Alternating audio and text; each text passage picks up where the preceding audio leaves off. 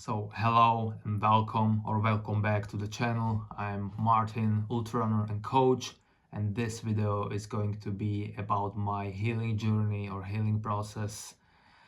More specifically, it was about the fracture of the fifth metatarsal bone, and I will divide this video in several parts. So I will talk about the progression from week to week, about my training and some training alternative options I did to stay fit, or more not to lose that much fitness. I will talk about the nutrition, the supplements I took, about some recovery modalities I was using, and also about some psychological issues and approaches you can use with this injury and getting back. Also, a disclaimer, I'm not a doctor. These are not the medical advices. This is merely my experience, my thoughts and ideas, what to do and how to get back to running as fast as possible, which was the primary goal. Also, I would highly suggest do your own research. Don't just listen to the random people on YouTube and just blindly repeating something. Be self-aware about your own situation and about your own needs. And with that, let's dive in. So the injury occurred May 14. I was doing my usual up and down hill repeats on the trails, and after 2 hours I was doing my last rep, and as I was running downhill my ankle rolled to the inversion, and probably the ligaments there snapped a bone a bit and the fracture happened. Then I needed to walk back to the car uphill, which took me forever, and then drove home. You can see here that I wrapped up that ankle, and it wasn't like swollen at the beginning, but like kinda knew that it is a fracture. Next morning I went to see the doctor, to the urgent care, and took the x-ray, and it showed the fracture is there. Here I also would say that you can have a different kind of fractures in this area. So you basically have like 3 zones. You can find it on the internet. So it can be like the avulsion fracture or the Jones fracture or the stress fracture. I was probably basically between the first and second, somewhere there. So I would say it was either like the pseudo-Jones fracture or the Jones fracture, where we know the blood flow there is smaller, lower than in other areas. That can be a bit of the issue. So also you can have a very different healing process. It also depends how wide and how deep the fracture is. So have that on mind. They gave me the thermoplastic cast, as you can see here, and I was using crutches, so no weight bearing, only using crutches and only jumping on the right foot. And then went home, and the classic thing, elevated the leg and was just chilling. But I was thinking like, okay, I can't move, I can't do any running, any cycling, none of that, but I can still do something. So I was doing upper body strength basically from day one. I had and have some dumbbells, some resistant bands, and these things. So I was doing upper body strength while watching the documents on a Netflix, like Last Dance and Tiger Woods document and these things.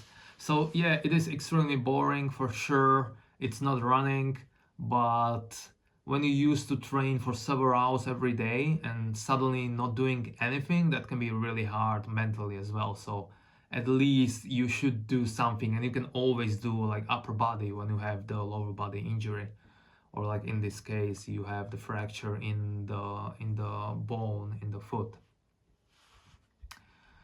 So yeah, the first week was basically about decreasing the inflammation and the swelling. You can see here the difference, that the right one you can see all the veins, and on the left one you don't see any of those veins. It's really swollen, and it was also bruised on the side. Anyway, that was the week 1. At the beginning of the second week, can see here I started with biking. I still had the thermoplastic cast on the left foot, so I wasn't putting the foot inside of the cycling boot, and low wattage, really, like not pushing any watts, just finally doing at least something. And I was also guiding myself with the pain, so the same as you would do in the any workout with the RPE, you can use the pain in this scenario as well. So if you don't feel any pain, that's great, and you can continue with the activity. And I was always like, okay, I can feel pain like 1 from 10, maybe 2 from 10. Anything above then I will stop, or I will decrease the intensity of the activity. So yeah, and I was doing a lot of upper body strength training again and again every single day. So 13 days after the injury, I went to another doctor for second round of the X-ray to see if everything is all right. You can see here the X-ray that the fracture is still there. The doctor said that healing is going good. He also didn't like that I was biking, and he told me that I shouldn't do that, and I didn't listen. Here I want to say, like, I'm not saying that you shouldn't listen to your doctor. Obviously you should, but at the same time you know your body best, and if you have the good self-awareness, you know what you can do and what you shouldn't do. And again, you guiding yourself with the pain. And because I didn't feel the pain on the bike, then why I shouldn't do that, right? So I was doing the bike and didn't listen. Yeah, I was continuing with that, and in third week I ordered the walking boot, which was really good, and it changed the game, I would say, because finally I could ditch the crutches and I finally have the free hands. Because the worst thing with this injury is that you using the crutches and you don't have a free hand, so you can't take anything with you. You need the help. So it was good, and I didn't feel the pain really in that walking boot. So I would suggest that if you have the option, you could buy the walking boot. It costs like, I don't know, 40-50 euros. So it wasn't that expensive. So that was good. And day after, basically I went to the gym. First drive. So here's the thing also. If you have if you don't have the manual stick, you can and have an injury in the left leg, then you can drive without issues. Because I have the manual stick, I need to use both feet and both legs. I couldn't drive, but with this walking boot but like after 3 weeks, I was like, okay, I will push only with the big toe, and I will drive only 10k to the gym and 10k back. Should be okay. And it was. I didn't feel any pain, so went to the gym finally. So from that day, I was doing a lot of ski erg, a lot of upper body strength with a real weight finally, and also strength training for the quads, hips, so like internal external rotation, for the hamstrings. So basically everything except calves, because I couldn't or didn't want to put the pressure on the calf and on the foot. And also I added the breathing mask sometimes during the ski erg as an extra resistance and a good training for respiratory muscles. I was also doing a lot of respiratory training with the isocapnic. So this is this little thing I ordered from Canada last year. And that's really good for the respiratory training as well. So at least I was doing that a lot of times per week. And then what I also was doing was heat training on the bike. Heat training is the topic for another video, but basically it's like the poor version of the altitude training. One thing is that you will feel better during the heat, during the summer, and that's obviously important. But also the benefits of the heat training are that you can increase the blood plasma and the hemoglobin, which means in the simple words that you have more oxygen in the blood, and more oxygenated blood for the muscles means that you can run faster for longer. So I was doing at least that. It also sucks, it's not fun to do the heat training. You drench in the sweat, but again, I wanted to be in at least in a decent shape and I will be back to running. Then in the fifth week, I went to the third and last appointment to the doctor for another X-ray, and it showed a good healing once again. And the doctor told me that I can basically ditch the walking boot and I can start walking normally. He suggested though that it would be better to walk in like the hiking boots, in something more stiff and firm rather than the cushy running shoes. So I went straight to the gym after the appointment and tried the first walk. You can see here it's is very slow and very cautious, or I was very cautious, but I was very happy with that. And also I jumped on the rowing machine and started with rowing. And then every day I did rowing before the strength training, like 5K, then strength training, and then another rowing session like 6, 7, 8 kilometers. So in total like 11, 12, 13 kilometers on the rower per day. And I was also walking more around the garden and doing some stuff around the garden. And I actually felt it on somewhere in the Wednesday or Thursday in that fifth week that it got worse. And I think the rowing didn't help. And yeah, also the Monday when the doctor told me that I can walk again after I came home, I also went on the treadmill and did very slow walking, like 2 kilometers in like 50 minutes. So very slow, but I was very happy with the progress. But yeah, I think like all of that made it a bit worse. So I stopped with rowing, and also like I was doing less walking, and was hoping that it would be better. And then in the sixth week, like suddenly on Monday, it was way better, and I was able to walk like basically normally, and was doing more and more like strength training for the lower body as well, for the quads, hamstrings, for the hips, and doing the ski erg and some rowing. And then in 7th week I was also, or end of 6th week early, at the beginning of 7th week I was doing also elliptical, which I think is a really good machine for running.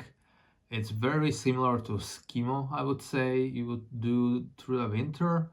It's a low impact, so you can do it when you're injured, and you can do a decent work there. I started doing like the threshold work there, like 15 minutes, 20 minutes, 25 minutes at the second threshold. So like over 160 beats per minute. And yeah, solid session, I would say. So if you're able later in your healing process, in your journey, I would use elliptical if you have that option. And like most of the gyms, they have elliptical machines. So I would say that's the best machine you can use for as the alternative to running. And then end of the 7th week, I was finally able to jog. I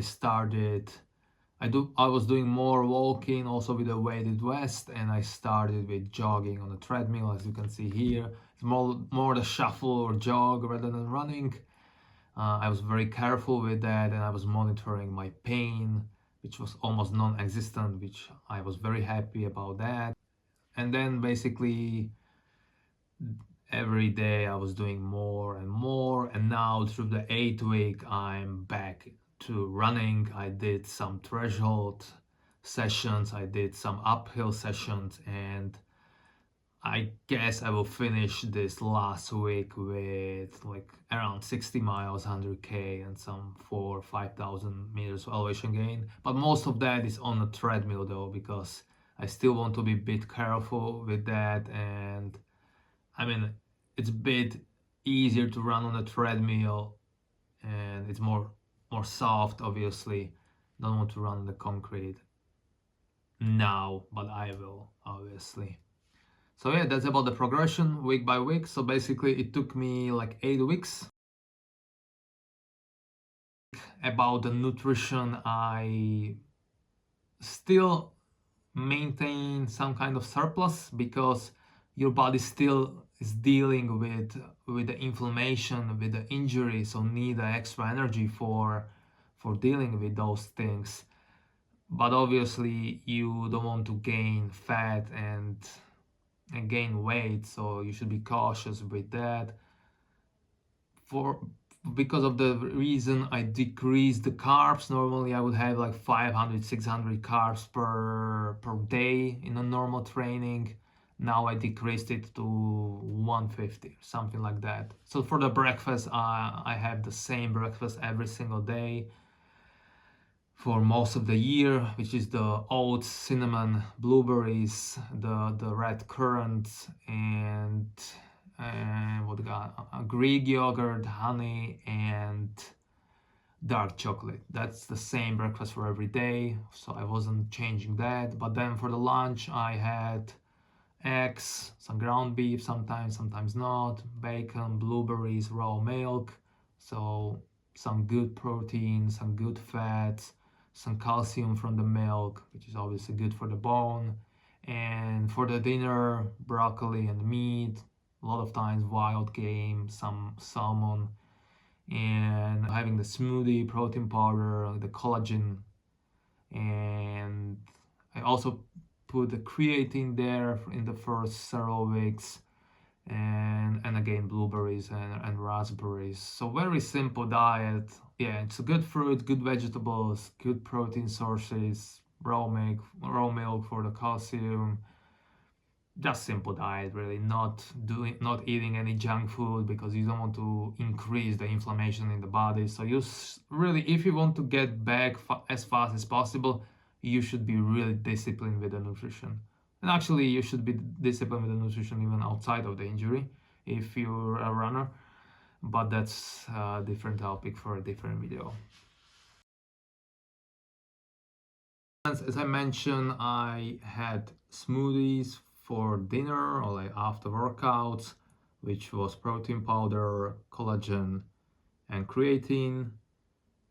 Normally, I also use magnesium every night, so that wasn't something extra. But what was extra, I bought these two, so K2, MK7, and the boron.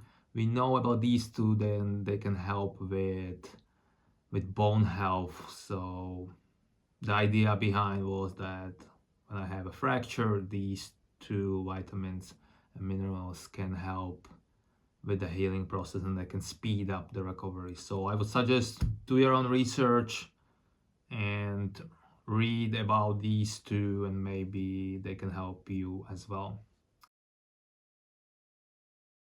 Also, I was doing a lot of like ankle rotation and with the resistant band, because as I said before, the stiffness is the real.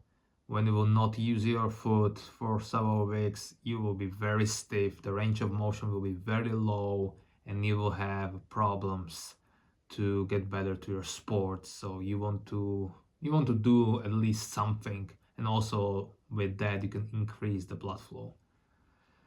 But the one thing I ordered and bought was this little machine. I bought this little machine in like third week, which is PMF, so pulse electromagnetic field therapy. We know about some research and it seems promising, and we also have like two different machines, basically the low intensity and the high intensity. Those high intensity machines, they can cost up to like $30,000, so they're really expensive, and you can find them in like a lot of clinics. But also it seems like these low intensity machines that can help you, but you need to have them like for several hours on you. So I was using that through the night. I would just I would put a timer on that machine for 8 hours, and I would just sleep with that. Again, it's hard to say if that helped me or not. It could be placebo, for sure. It could be, but I think it helped me, and it was better. I could see progress week by week. Maybe I would have the same progress even without that. I don't know. Again, do your own research. This is what I bought and what I thought it's a good idea. Two more two more recovery practices. Obviously, sleep is number one, the most important. At least 8 hours, preferably 9 hours per night. It's amazing, not just for a fracture or for the injury, but in general. Obviously, I understand that not everybody can do that. But I also think that many people just scrolling on their phone at night or watching Netflix. So if you are that person and you have the fracture or injury, I would say ditch those things and go to the bed and sleep 8 hours minimum. Look, if you want to get better, the sleep is your best friend for sure. And the second thing is sun exposure, because like you can take whatever amount of supplements.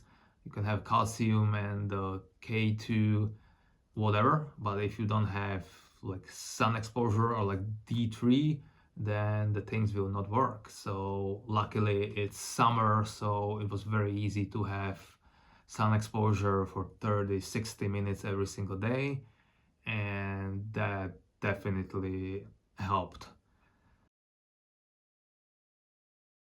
And about the psychological approaches you can take for issues behind the injury. Look, every injury sucks for sure. It's annoying, it's sad, it's frustrating. You can't do what you love. I understand that. I went through that.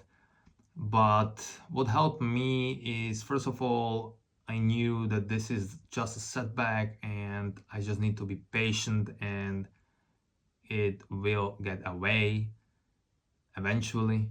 Also I have some goals in the future, so I will do the 2 marathons during the fall. So I knew those are my goals, so I knew that every single day why I'm training, why I'm doing all these things, why I'm staying disciplined, because I want to be in the shape for those marathons. I want to run 2:54 in the first one and qualify to Boston, and I want to run sub 2:50 in Chicago in October.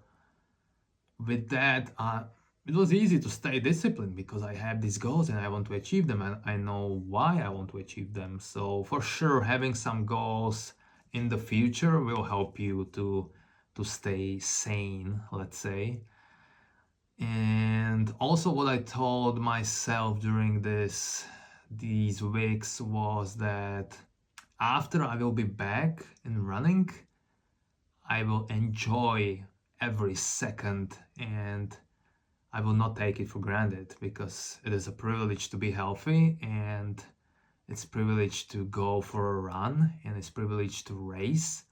So even when I will be deep in some ultra running race and I will feel pain, I will remember that I chose it and that pain is nothing compared to the pain that I can't do what I love, that I can't run, I can't train, and that pain is temporary, and it's way better to feel the pain of running rather than not be able to run at all. So it's also a great mental tool for the future races.